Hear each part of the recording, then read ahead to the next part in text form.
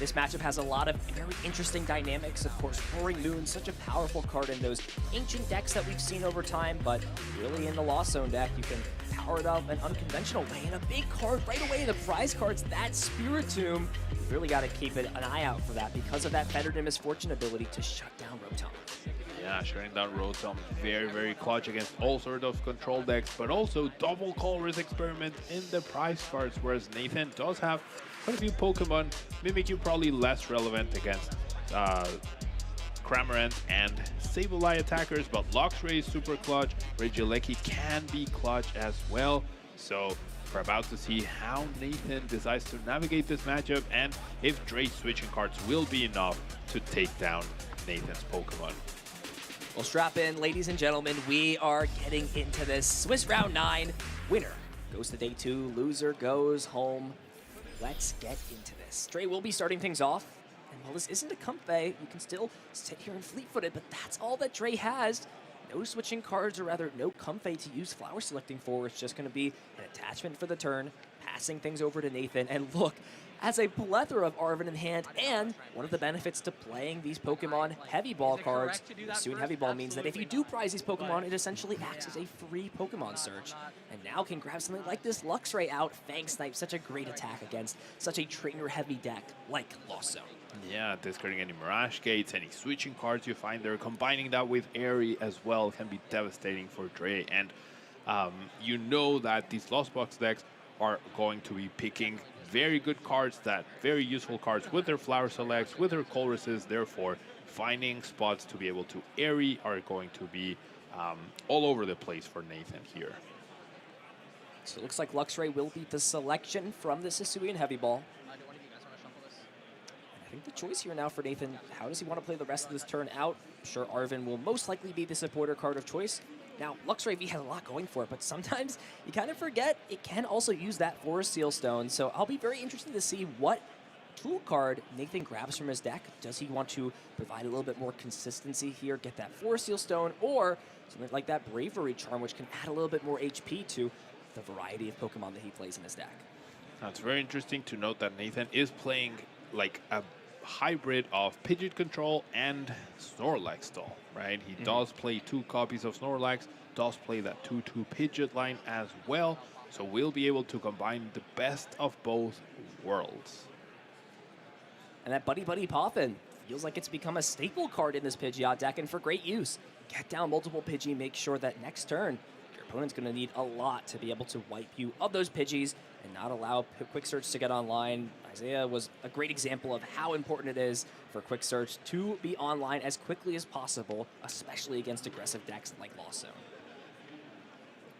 Now, we're going to see no Rotom this turn, it seems. We could see Aggression, no. Yeah, Forest Seal Stone not exhausted just yet, just establishing the Luxray to take a peek, and now it's on Dre to make something happen. Does have one of his 2 colorises available right off the bat.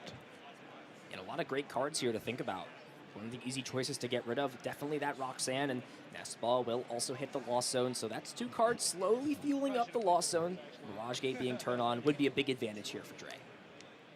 Now, if Dre wants to start getting more cards into Lost Zone, will need to use up some of those switching cards. However, I don't see anything wrong with just being aggressive. I do believe he has the Lightning Energy available to him to just start using Lightning Rondo and take damage on, or deal damage onto a Snorlax. We could definitely see Snorlax get knocked out. That Luxray is not necessarily in range to be knocked out, but if you do attack into it, you kind of put Nathan in a little bit of a weird position where if he wants to use Fang Snipe, he would need to play the Penny and then also have a way to re-pivot back into the Luxray. But really using your... It's sort of a weird position because Dre has already found his Prime Catcher, had to keep it there off the Colress. Against these control decks, you have something like Eerie, which can be disruptive. When it comes to playing this card down, it really feels like it's a hard decision because if you hold on to it too long, it gets discarded. If you play it too quickly, it doesn't have an effect. Where do you find that sweet spot in the middle? I mean, I generally don't think there is a sweet spot, unfortunately. Like, if you want to use those resources, as soon as you get them, you really need to make them count, right? And you won't always have the options in play to make them count as you would like to. So it's very, very delicate, as you mentioned. And that's why I give a little bit of advantage to Nathan. If he's able to stabilize and get a little bit of a lock going, then it's going to be hard for Dre to keep all those valuable resources at his disposal for when he actually wants to play them. Let's not forget, Dre has 2 Colress in the loss, or rather in the prize card, so we'll only have access to 1 more. So maybe this is the turn where you just kind of go all in, try and get aggressive. Don't give Nathan that time to get Pidgeot set up, and it looks like Dre will continue to draw through the deck. See that concealed card, discard that basic Dark Energy, drawing 2 additional cards. Now here we go. Switch card is starting, so we're pivoting into these Comfey. Flower selecting to find more pieces. What do we see off of this? What is the choice here for Dre? And it will be yet another Nest Ball hitting the Lost Zone, so slowly losing access to some of those searching cards. It looks like it was that Hoopa EX instead as the choice to keep.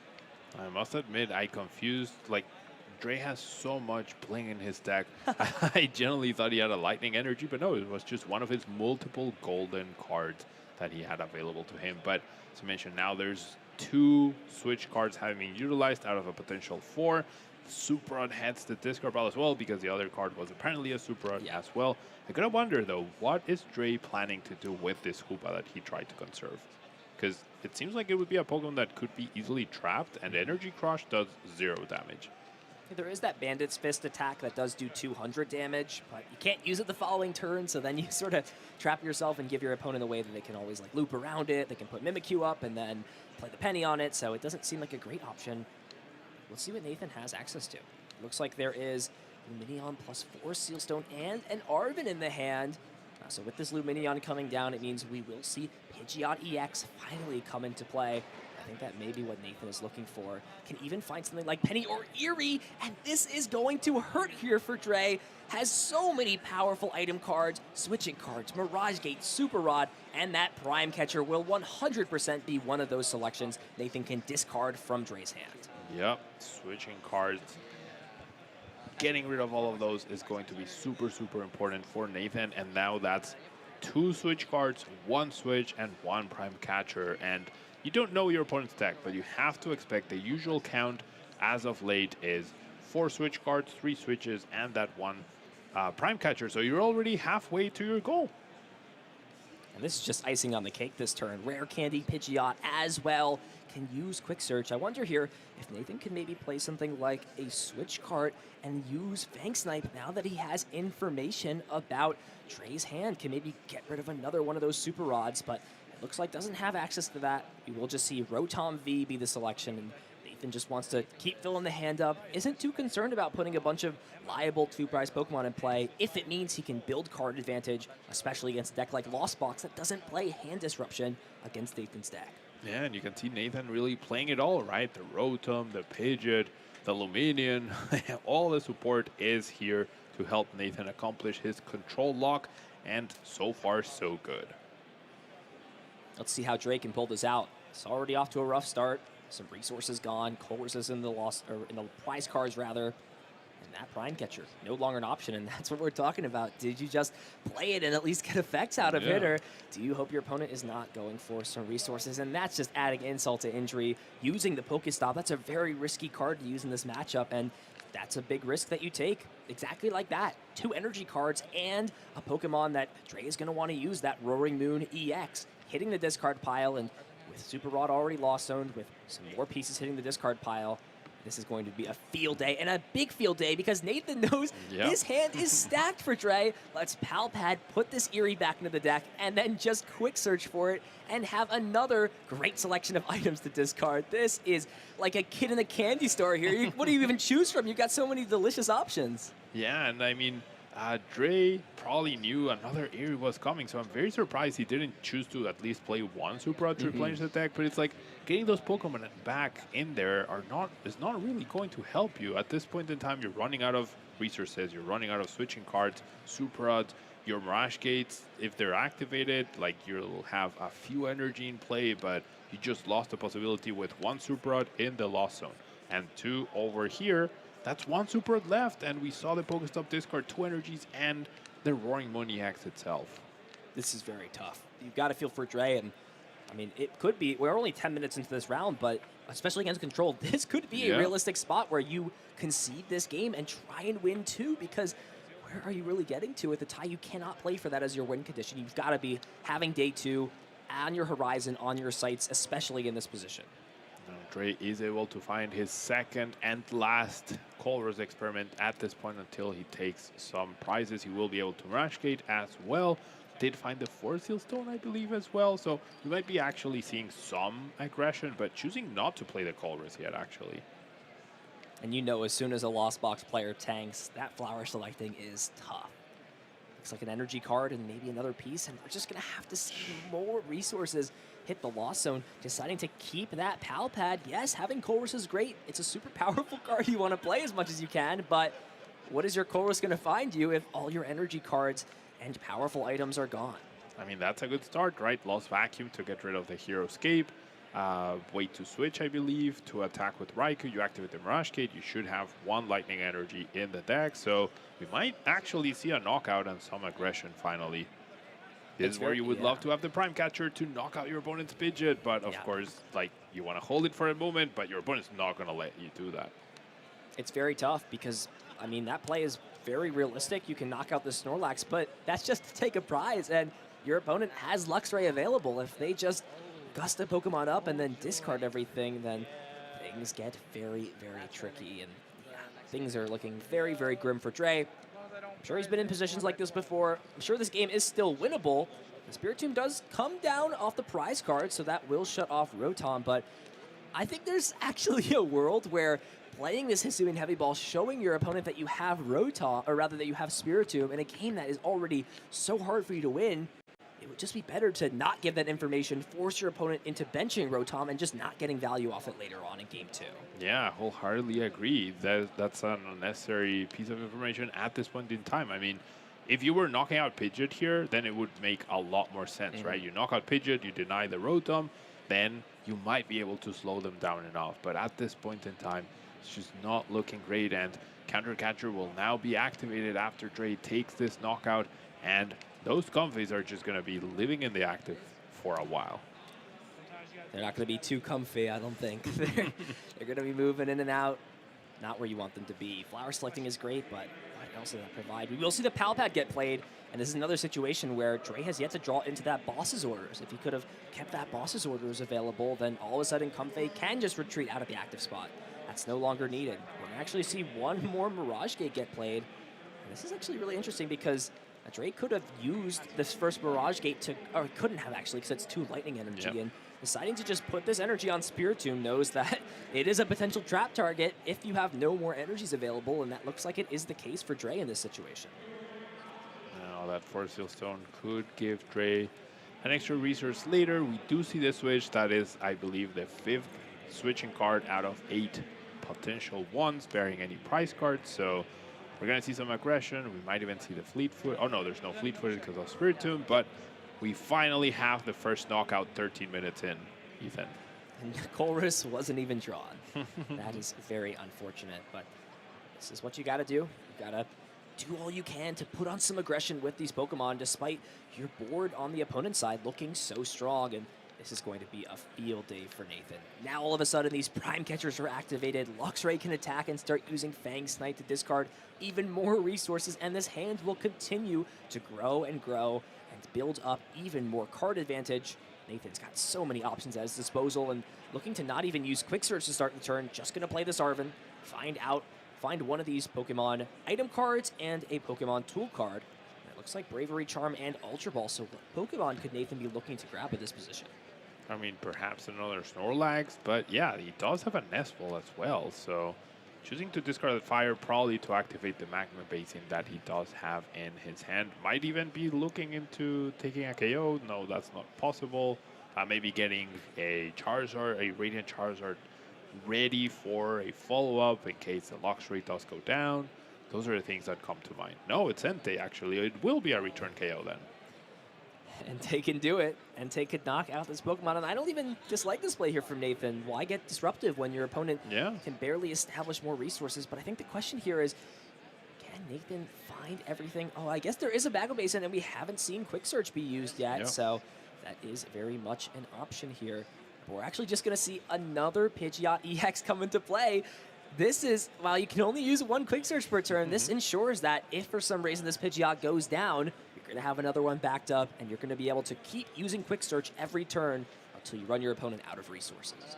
Yeah, I think Nathan is just playing super cautious, knows he has a big advantage, and he has a Nest Ball to just search for that Entei, so Magma This is Basin to perfect. power up. And as you mentioned, yeah, taking knockouts is a way of disruption, right? You eliminate these resources, Dre will have no real threat. He also played pretty much, or he played a lot of Mirage Gates, one for basically nothing. He's lost 3 Super Odds. He has the Roaring Moon in the discard pile. There's just so much going against Dre. How do you even knock out this Entei at this point in time? It's going to be tough, especially because we just saw so many of those Mirage Gates get burned as well. Yeah. So here we go. Burning Rondo taking a knockout onto Raikou V. What do you do if you're Dre? I generally don't know. You're no longer trapped by Snorlax. And look, like, Nathan's field is full of 2 prized Pokemon, right? No Mimikyu, no Snorlax, which are the usual suspects in these sort of control decks. But at this point in time, there's just really nothing left for Dre. No resource in his hand, and there's no one card that this other config could get you here, because even the Colruses are prized. We did see those get put back into the deck with Pal Pad, so that's still an option. But if you have 1 Super Rod left, there's no energy in play. And the only Pokemon that can knock out this Entei because of that Bravery Charm would be something like a Roaring Moon, Frenzied Couching. And even then, your opponent can just attach a double Turbo Energy to their Pidgeot, knock you back out, and you're in the same spot you were. But now you are legitimately at 0 resources. But Dre, still going to keep fighting, still going to keep trying, and does draw into a fairly nice selection of cards. Can get rid of the Manaphy and the Town Store. You've got to kind of keep your other options available, especially without having Colress available. So there is that last Super Rod, but the question for me, with how many energies are in the discard pile, is that even an option? It's not. A little bit later than I would have liked to see Dre scoop things up, but it's what he had to do. He played to his outs. However, precious time off the clock, and Nathan goes up 1-0. Yeah, one very dominant game for sure. Like, that early setup was picture perfect for Nathan, not as great for Dre. I think if Dre had had that lightning energy in the beginning of the game, I was able to like pressure without playing anything else. He might have been in a slightly better spot, but then you have to deal with the Mimikyu, which you do have Cramorant, right, which we didn't get to see. So I think Dre definitely has a good chance in this matchup. It's just this game was just completely out of control.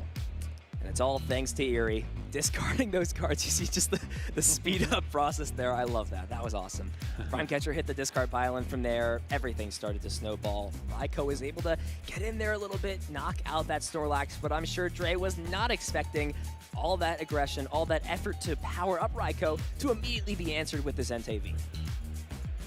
Yeah, I don't think you expect that much of aggression when you're playing against control, right? Like, the expectancy is, okay, they can Luxray, they can attack with Pidgeot, but an Entei completely out of the blue, that's not very common. That's your pick, right? And that's probably something that's exclusive to its last regional in Los Angeles.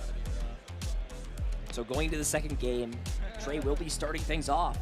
What adjustments does he need to make in terms of how he plays his opening turns to respond to what Nathan is trying to put together in this opening early game? I mean, conserve switching cards as much as you can, of course.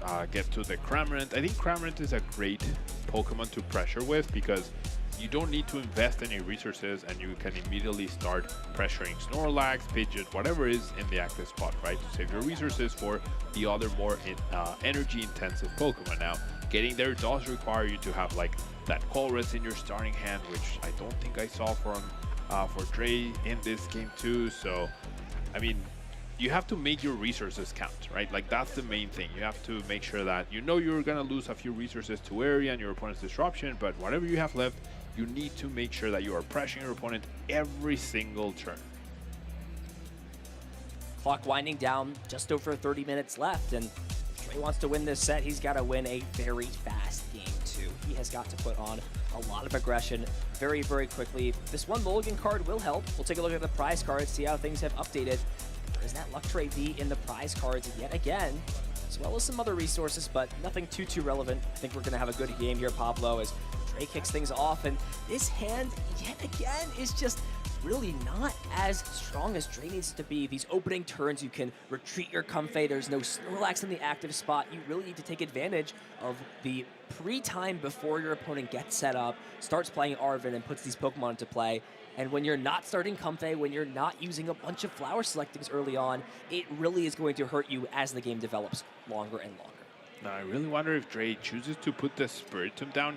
He already has a Colress in hand, so I think your opponent already started with a potentially less than ideal Pokemon, and setting up the Pidgeot out of the blue is not the easiest thing. They'll probably need to draw a few extra cards, so I really would like to see the Spiritomb get immediately benched as a way to be like, okay, I'm going to slow myself down this turn, but I'm also going to slow you down pretty much for the rest of the game, right? And that will allow me to hopefully catch up before it's too late. If I don't have the colors in my hand, then I don't go for that. But with the colors in hand, I feel like you can wait to Lost Zone one card, right? Yeah, you shut off Luminion as well. You shut Luminous Sign off. It feels like such a good trade-off. But here you go. I mean, we could see Poffit still. Don't count Dre out of it yet. This would be probably the best case scenario. But I'd also like to see Dre maybe just retreat that Cramorant instead. Save that switching card. Yep. That way you give yourself a little bit more flexibility and will keep the boss's orders past the turn over to Nathan. And you see Nathan just breathing a sigh of relief here that he can use that Ultra Ball in hand and find one of these powerful V Pokemon with those abilities.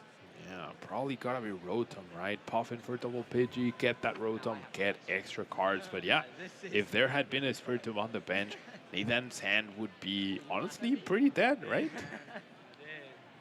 Your deck just seems awful to have to price check. Oh, it's bad, Dre. Changing some words, very valid point there. It does seem a little bit exhausting to always be price checking control. We saw earlier on Isaiah Bradner took all that time to separate the Pokemon to the front and the back of the deck, but that's a trade-off you make when you're playing a control deck that's got a lot more routes and lines even than a deck that people would consider to have that Lost Zone. Yeah, price checking for control is probably the hardest, right, out of all, because not only do you need to recognize which pieces you need for each matchup, but then also you play so many single cards. Like, even here, we have Nathan's deck list, and it's 2 pages long. So, very important to make sure you know which resources you have access to, because you have very specific lines of play, and if one piece is missing, you might not be able to go for it.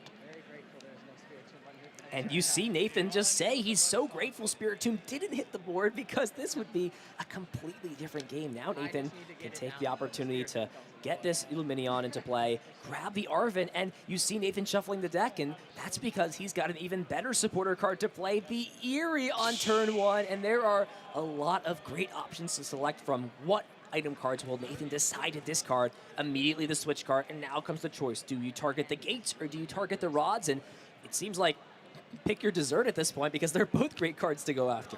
Yeah, for sure. Both cards, very fantastic resources. You can only pick 2 out of those 3. Switching cards are a given, but I like the choice of Mirage Gate given the context of Dre's hand, right? He has a Comfey in play, he has a Colress, probably getting more stuff out, but we do see that Puffin 1 turn too late. I really wish Dre had just waited, been patient. We wouldn't have seen Luminion. He would have still seen the Airy, but then he'd be facing a Charizard and 2 Pidgeys, and that's it. And it would have been fine. You have boss's orders in your hand. You can start to slowly target these Pidgey down as the game goes on. I'm sure that's something Dre is going to be kicking himself about over a little bit, seeing, why didn't I just grab that? It really wasn't worth the 1 card. It's hard to always have information that your opponent does not have pieces in hand to make things work, but you've got to have that insight. You've got to see what your best conditions are to win the game. Finally, though, that Puffin comes down. And it feels like it's still better late than never. Getting Spiritomb into play, shutting off Rotom from coming down later on seems like the best option, and it will be that selection along with the second Comfey from this Buddy Puffin. Indeed, that will allow Dre to potentially get to 4 cards in the Lost Zone if he has the switching cards to pull it off. And then Cramorant, unfortunately, even though it's water type, its attack doesn't apply weakness, so that Radiant Charizard will be able to take a hit. And honestly, at this point, Nathan's pretty content. Yeah, he has the Arven, he has a follow-up Rare Candy plus Force Heal Stone to get Pidgeot the X out, and there's very little Dre can do now. Dre is holding that boss's order, so if Nathan's start continues to be slow and there's no shot at Rotom replenishing resources in the hand, right, then there is a potential for Dre to pull off a Raikou KO on the Pidgeot and start slowing Nathan even further.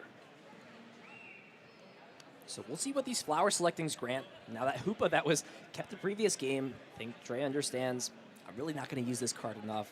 It will hit the Lost Zone, so we're slowly building things up here. Let's not count things out yet. If Dre can find maybe a Lost Vacuum and a way to get another card into the Lost Zone, like a Stadium card or a Tool card, then we could see Moonlight Shuriken target down those Pidgeys, and that would be a huge tempo swing in this game. Yeah, that would be an amazing situation for Dre to be in. Yeah, it's like, okay, fine. I didn't Spirit Tomb, you got your Arven, and then I knock out your 2 Pidgeys, and that Arven's pretty useless after that. Oh, and he found the 2 perfect cards there. Pokestop Lost Vacuum off the concealed cards. And the question now is, does Dre have the resources to make this work? And you see him playing quickly. I think he understands this is what he needs. And fights double Mirage Gate and has Super Rod in hand. Bye-bye, Pidgey. Say goodbye to the birds. We're no longer in winter. We're no longer in summer. It's the winter now. It's getting chilly out here. It's raining. It's pouring. The birds are gone. And Greninja is getting in there and taking knockouts on Pidgeys. So far here, an excellent start for Dre, getting on the aggressive. This is exactly what he needed to do in Game 2, and he is doing it to a T. Well, that card in the Lost Zone that we were very critical of seems to have paid off. So very nice for Dre, though. Very incredible, honestly, draw by concealed cards. Just really got him there. And even considering just putting another energy, and I don't even hate this here. Yeah, You I just like put that. this water energy onto the Radiant Greninja, and with this Charizard in the active spot, it means if Pidgey comes down again next turn, You get 2 more take prizes. another 2. That is incredible. What a find there for Dre. All of a sudden, after such a rough Game 1, puts himself all the way back into the second game. Let's go, Dre. Getting this knockout, knocking Pidgey out, and with Spiritomb in play, it means that Nathan's going to have an extremely hard time getting this Pidgeot up into play with what Dre has put together on his board. Now, Nathan might be thinking, why didn't I discard that Super Rod instead, right? Because he got the Mirage Gate discarded, and, I mean, was that Super Rod clutch to pull this off? I don't think it was played. No, it was just No, kept in the okay, hand, okay, so it never wouldn't have mind. even mattered in this situation. So there was very minimal counterplay Nathan could have done. I mean, Dre ended that turn with 4 Mirage Gates in his hand because he Yeah. already had the double gate. Just hit even more there off that Pokestop. So now we're going to see on Arven, and what can Nathan do? I mean, Dre hasn't even used that many resources at this point, right? To justify, like, trying to trap something in the active with Snorlax or whatnot, and you know the threat of Greninja to snipe any potential Pidgey you recover is still there. So what does this Nest Ball even find you at this point? Nathan was maybe looking to find something like Luxray. You can start to Fang Snipe maybe, put some aggression on. And if you're Nathan, I think this is a situation where you probably just concede the game and you go to Game 3. You need to win a long game to get yourself into Day 2. I think it's conceding time here. I would agree. I mean, he's eyeing up the Clothie X, has that ability to discard energies from his opponent every time they get attacked, but is that really enough? I mean, with so many Mirage Gates exhausted, maybe, but yeah, I mean, Nathan shaking his head. What can you even do at this point? No, it seems like he's gonna stick it out. You never know what your opponent's holding on to.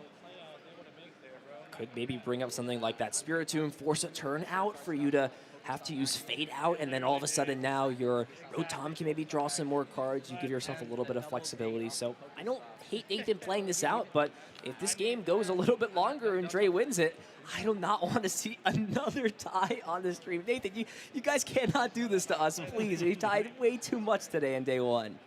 I know, we've seen so many ties so far. And all right, we're going to see Flying Snorlax to the active Pokemon.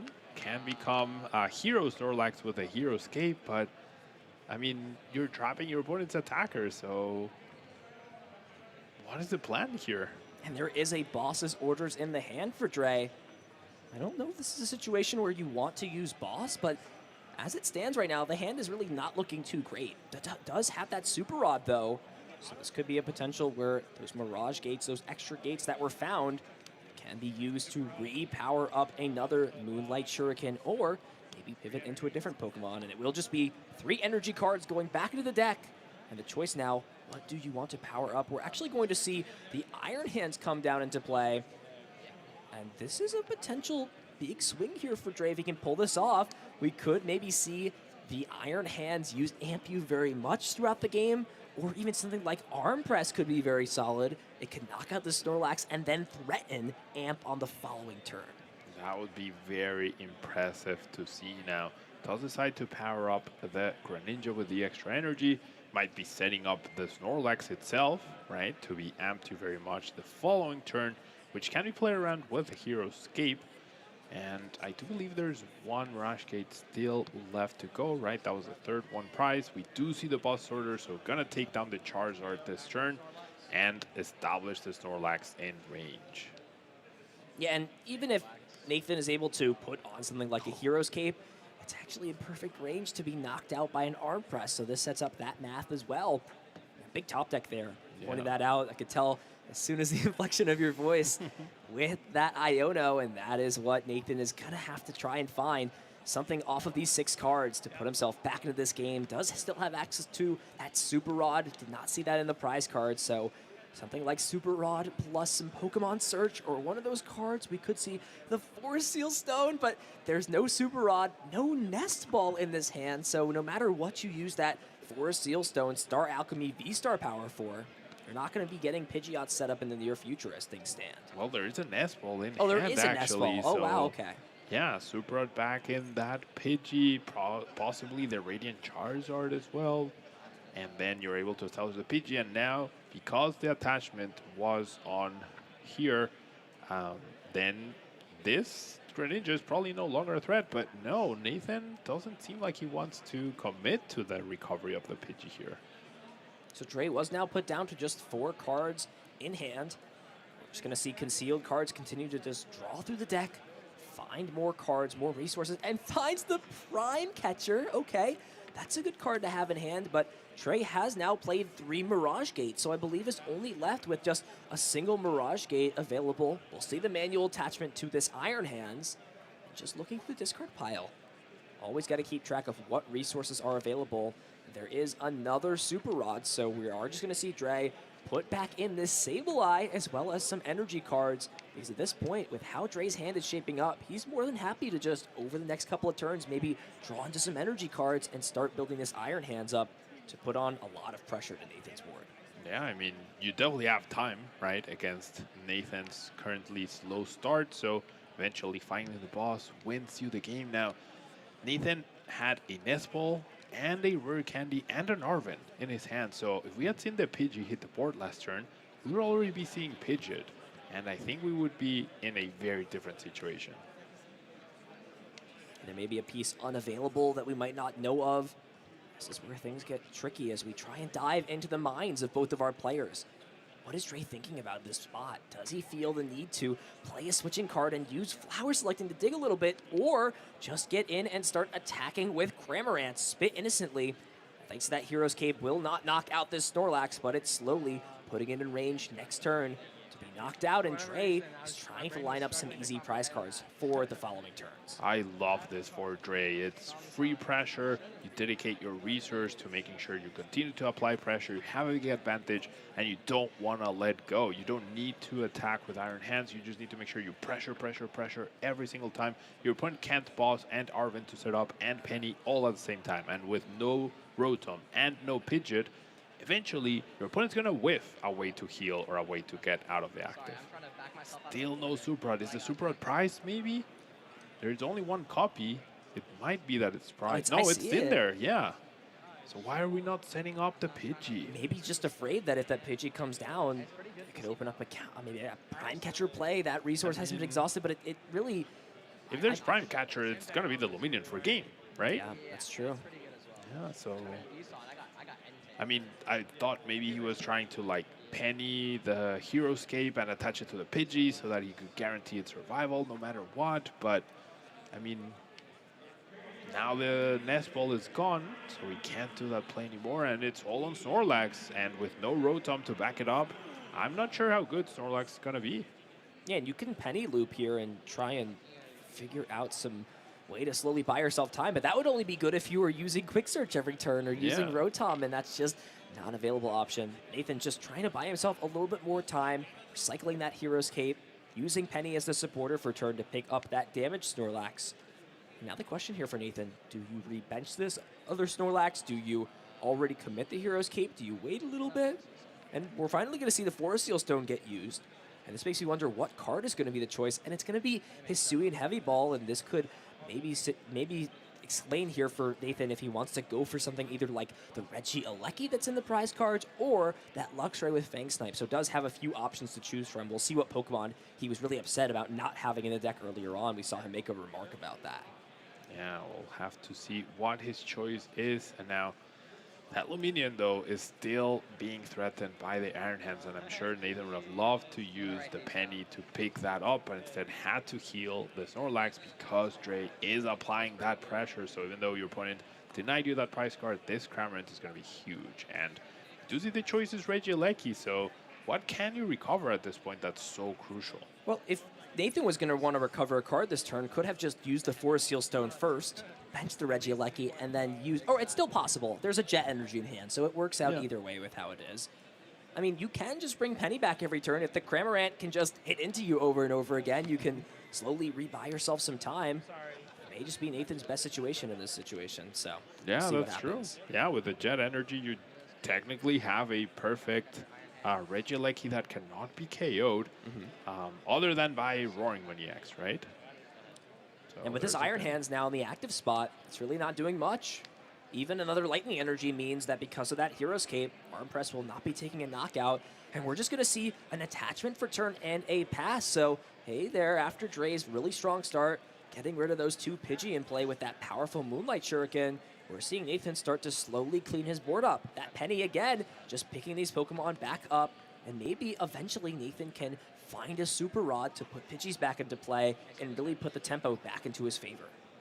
Now we did see Dre top decked another Lightning Energy, so we can see the Arm Press, but as you mentioned, Nathan has the perfect look here to make it so that Dre cannot KO. I think Dre's gonna need to use Spiritom's Fade Out at some point to clear up a bench space and have the possibility to power up a Roaring Moon, because as it stands, that Regieleki cannot go down no matter what. And we see the Prime Catcher get used, getting aggressive here with Flower Selecting and Colress, but I don't think there's any way now to move this Comfey out of the active spot. No, not in this hand.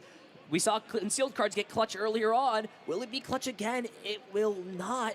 And because of this block ability, things are going to get very, very tough. Yeah, it seems like Dre locked himself a little bit. I think, I don't know, like, Spiritom's attack is definitely not something you think of a lot in terms of opening up a bench space or whatnot, so maybe Dre doesn't see it, but I generally think that was his only chance in this, at this point in time. Yeah, because Nathan can just Penny forever. It's going to be tough. This is what happens when you're board locked in the position, and this is where Jet Energy Regieleki is such a powerful combo. You usually need that consistent pivot every turn. It's just going to be a pass over, and Nathan will get to just play some more supporter cards, and if he so chooses to, can just start to rebuild this loop up, or now doesn't even need the Pidgeot because there's no hand disruption. You can just find the cards you want with your other supporter cards, like Arven, and then just bring them back over and over and over again. Yeah, what a comeback, honestly, by Nathan. Seems like he knew why he wanted to stick in this game as long as he found this combination. And the other thing is that against Lost Box decks, you know your hand's not changing, right? You will accumulate those resources even if it's one card at a time, and that's exactly what's happening here. And Nathan doesn't even necessarily need to pivot the Snorlax out of the active. It's fine just sitting here. It can take a hit, and then Penny can come down. If it doesn't take a hit, then you've got flexibility to play Eerie, your Misfortune Sisters. So many different options. So Nathan proved me wrong here. There's no time to scoop when Regieleki can become your savior, your bailout in this situation. Hero's Cape, Jet Energy, combination many people maybe weren't expecting to deal with on Regieleki, but that's how bringing trainers back every turn can just be so powerful in the standard format and just in the history of the Pokemon TCG. And now that Prime Catcher, I really have to wonder, what was Dre planning? Like, why did he need that one extra card at that point in time? And we're going to see the Colress. There are switching cards left as well. There's a Roaring Moon available, which I think is Dre's only hope as we see the Colress and an Espol hit the Lost Zone. And this is tough here for Dre. Every time you're going to play these Super Rods, try and bring more energy back. I mean, there's 4 energy essentially locked up on this Iron Hands right now that just can't really have anything be done to it at this point. So we're just going to see Super Odd put some more energies back in. And will it just be the fade out from the Spiritomb? And it's a trade-off you have to make. You allow something like Rotom or Lumineon to be back online, but if your opponent's attacking every turn, it's a trade-off you've got to make. We'll see if there's an energy card in hand yet, and it looks like there isn't quite an energy, and we're just going to see this switch card into this Iron Hands, but Dre should have the information that there's a penny in the hand. And because Nathan is behind on prize cards, that Defiance Vest will mean that this Snorlax is not knocked out, and here we go, Pablo. The loop is starting.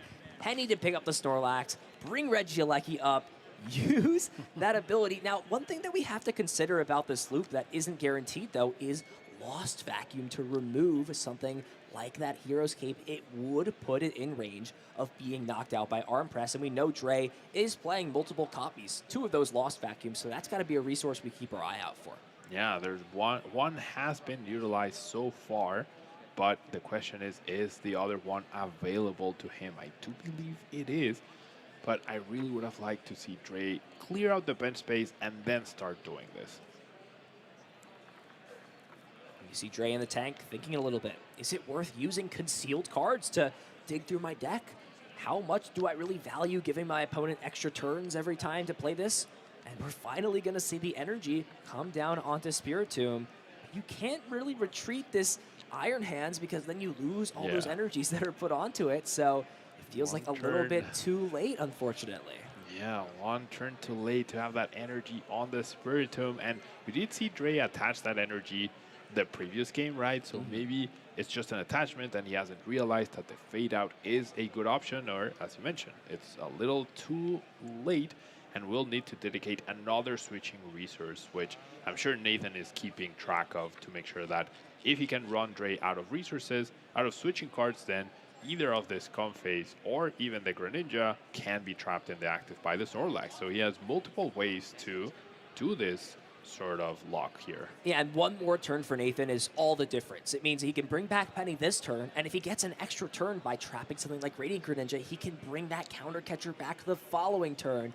And then from there, Trey is eventually just not going to have enough resources to be able to play a switch card and attack every turn. And the more cards you let Nathan bring back, the more advantage he's going to have at closing this game out. There we're going to see that Regieleki jet itself into the active spot. I don't think we had seen this exact loop in on stream before, and it's really cool to see. Yeah, cool indeed. And we're just actually going to see the Sonar be used right now to bring Penny up.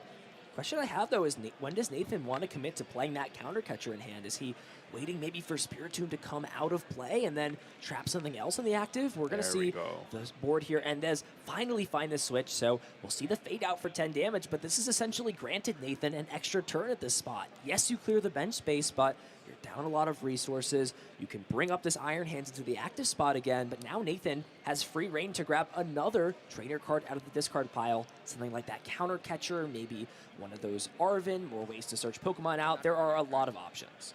So many options. This Regieleki is so powerful. We do have a counter catcher already in the hand, but yeah, getting it back is pretty good and pretty annoying for Dre, right? How many switch cards and switches are we down? I would love to know that amount, but we see the Penny immediately. It's a very interesting decision. So now it's full on block mode and no longer radar.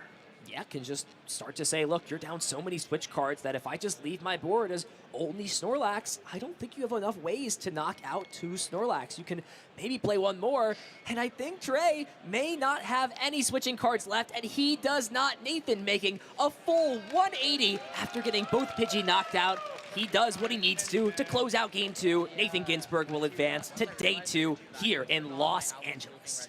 Pidgeot-less control, taking the win here in this win and in. And honestly, we saw, I don't know how the deck can adapt so quickly. Nathan, clearly very experienced, has been playing this deck, it seems, since EUIC, since rotation. And I think that clearly showed. He knew exactly what to do, when to do it, how to do it. He didn't panic, he didn't concede, right? He knew he was in full control the whole time. A little bit of applause in the crowd here, man. Nathan making it to day 2. We did see, of course, Nathan is local to California, so has a nice close regional. And this was actually the state where he made his first major debut, getting 2nd place all the way back at San Diego Regionals. And really showcased how much he's grown as a player and how he is still somebody you have to watch out for and respect at these big events. Yeah, as we saw that very clutch Airy in the beginning of game 1, getting rid of those resources, having that Raikou get KO'd by the follow-up play with the Entei was so cool to see. And then this game 2, it was looking really good for Dre, finding all those Mirage Gates, being able to take down both of those Pidgeys with the Greninja on the 2nd turn, but it was just not enough.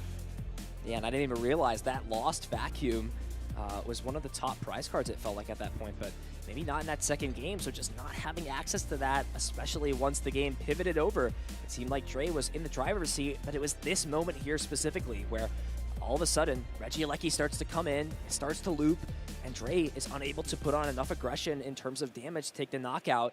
Things snowballed the opposite way. Nathan Ginsburg advances to day 2 in Los Angeles, trying to put control on another solid finish. It got top 4 in Indianapolis. Pablo, can it do it again? Can it have another strong finish at the last regional of North America? I generally think so. I think Control's biggest enemy is how the games are determined when you have to be eliminated, right? In Top Cod, otherwise we would have seen Control have even more success than it currently has had. So I would not be surprised to see more than one Control, especially with how many top players are playing this deck. You've always got to take into account not only how many players are playing a deck, but who is playing the deck as well, right? When a lot of top players played a deck like Giratina V-Star, that's why we saw it have such success, especially towards the end of the deregulation, because it was a comfort deck for a lot of super top players, super talented players.